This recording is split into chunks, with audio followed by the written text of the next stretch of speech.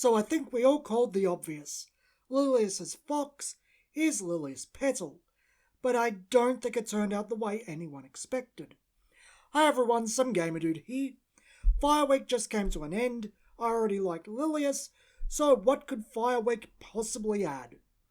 We start the week with Fire's Marvel Rare alternative card, Arle, the Seven-Tailed Fox / Arle's Flame. Arle is a 600-800 for 2 Fire Will, averages out to 700 for 2. No keywords, surprisingly. Whenever he's dealt damage, he deals that much damage to target player or J Resonator. This isn't instead, he still cops the damage. Saying that, he makes an amazing blocker due to his secondary effect. You can pay 3 Fire Will for him to resurrect from the grave. Block something huge, they cop damage, you resurrect Arle to do it again. Of course, he's not just defensive. You can attack in and not really worry if they block or not. If they do, they cop damage. If they don't, they cop damage. It might actually be better for them not to block Arle, as after he dies, you can resurrect him to block. Arle's Flame is a quick cast chant for fire. You deal 1400 damage divided between target resonator you control and your opponent controls. It's meant to have a downside of having to hit one of yours for a minimum of 200 damage. But Arle himself doesn't make it an issue. He just makes it burn damage or divides it among 2 of your opponent's resonators. Arle isn't as interesting or as strong as Rhea, but I really like him. More so the resonator half than the chant. It's interesting to see such a versatile and balanced card in fire. Not something that's just ruthless aggression. But I say it fits the colour pie well. Arle is a really solid card. Yeah, Light answers him in multiple ways. Exorcist Mage and Schrodinger's Cry come to mind first, but I still really like him. Contract with the Fox God's flavor text confirms that the Fox Club on Lilius's ruler card is indeed Lilius Petal, or at the very least an ancestor of him. For 2 Fire Will, you can reveal the top card of your deck and gain Fire Will equal to the fire attribute cost of the card revealed. So, it's a ritual effect. I have very mixed opinions on this card. Its base cost of 2 Fire Will seems rather high for something that may fizzle, for C/Scry is not a fire mechanic. The card seems like it would, on average, just produce what was paid for it. This is why I brought up a Borozuki counting both costs for alternative cards last time. This would too. As of writing, Fire has 3 alternative cards, and every single one of them being hit would give you at least 1 more will than what you paid. One of them will give you 2 more. You only have a 30% chance of hitting any of those cards with 4 of each in your deck. Then you have Lilius herself, who does have a skill where you can look at the top card of your deck. You can cast the card, but you don't have to. This just seems like a whole lot of effort for what you're getting, especially when you consider the power levels of Force of Will as a game. It can be explosive. It wouldn't be too hard to raise it to some level of consistency. It just needs a deck built around it. Every playset is a 10% increase after all. I'm sure in the right build it could be very good. It's not really the potential it could live up to or its chance to fizzle. It's aiming for an average +1 will without having to waste a use of Lilius. Spirit of the Scorched Bales is interesting. Nice little reference to the dual black-red stone, Magic Stone of Scorched Bales. And a pretty nifty effect. 800 for a hard 3 Fire Will. When it enters, deal 200 damage to all of one player's J Resonators.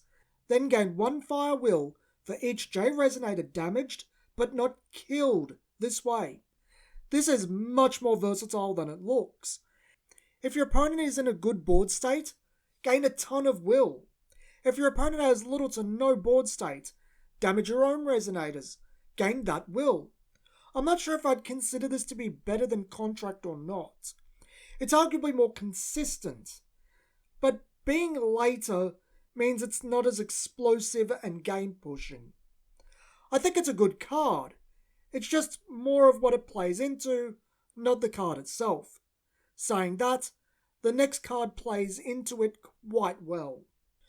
Thunderwolf is our third fire alternative card, seemingly implying either fire has an affinity for alternative cards, or we have 3 cycles of alternative cards: rare, super rare, and marvel rare. I think it's the latter. Thunderwolf is another card above curve, a 900/900 for 3 fire will.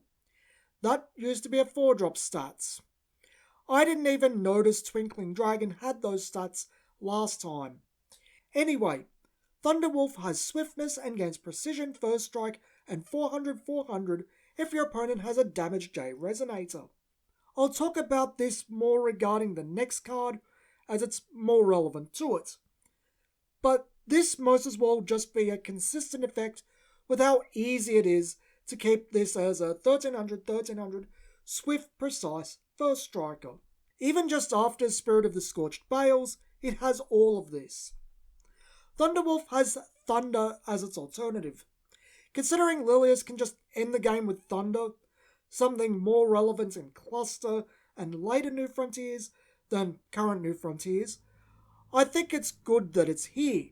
Unless Lilius can get Chance back, which she might be able to if Spinning Aerosol is reprinted in this set, it does make Thunderwolf a hard choice. Do I cast it as a Resonator and go for face? Or do I keep it back to burn them to death? This is a much harder decision than Arle too. It makes Thunderwolf much like Rhea, and I'd even argue Ground Splitter Rabbit. Both sides are extremely good. So much so that if you could, you'd run 4 of each side. Hunting Dragon is Fire's version of Star Dragon. Currently we don't know if this is going to be a theme among all 5 attributes, or if this is a Gweeba Drake situation. 5 Fire will for a 1700 Flying Dragon. You may pay fire less for its cost for each damage J Resonator on the board, and when it enters, kill all of your opponent's damaged Resonators. So Lilius can make it cost 1 less, Spirit of Scorched Bales can basically make it free. But there is something better, and it makes Thunderwolf consistent. Sanguine Arena always seemed like a filler trash card, but surprisingly useful here. Tap it, deal 200 damage to all Resonators. Most won't die in current day. Chances are, Hunting Dragon gets reduced by 2 or 3 will on your turn 3. Plop it down 2 turns early. Kill your opponent's board. As far as Rushdown goes, like Drade vs Gweeba, it's much slower than Star Dragon. But I'd argue he's actually better due to stabilization and recovery. If your opponent starts investing in a great board state, Sanguine Arena, Hunting Dragon, or even Spirit of Scorched Bales and Hunting Dragon, bring the game back into your favour. While a 1700 Flying Beatstick is great and all, I'd argue the ability to kill your opponent's board is Hunting Dragon's more beneficial aspect. Like how Star Dragon has Twinkling Dragon, Hunting Dragon has Chasing Dragon. 900 for 3 Fire Will, Flying and Precision. Pay Fire Will less for each damage J Resonator. This one is probably better for Rushdown due to Flying and Precision. Easy enough to get out turn 2 for 1 will. Sanguine Arena turn 1. Turn 2, any 1 drop. It's very likely your opponent has a Resonator. Tap Sanguine. Hunting's cost just got reduced by 2. Use your last Fire Will to summon Hunting Dragon. It's slightly more restrictive than Twinkling Dragon. You need 2 specific cards and a specifically costed card type.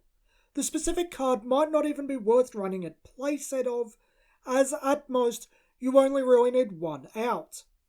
If I have any hope for this deck right now, I want to see some hand filter. Discard a card, draw 2 cards, or something along those lines.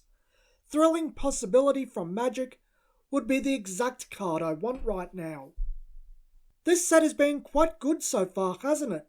Light Week was great. Made Borozuki look much better. Fire Week expanded on Lilius and made her much more versatile as a whole. She looks like a ton of fun and really interactive. I also note that this set does have a heavy push for monocolour decks. I like that. Water Week so far looks interesting on the lore side of things. I think some things need to be explained, but I suspect everything will be answered with the time-spinning witch did it. Very much like the Simpsons quote, a wizard did it. We'll cross that bridge when we come to it. This has been Some Gamer Dude, and thanks for watching.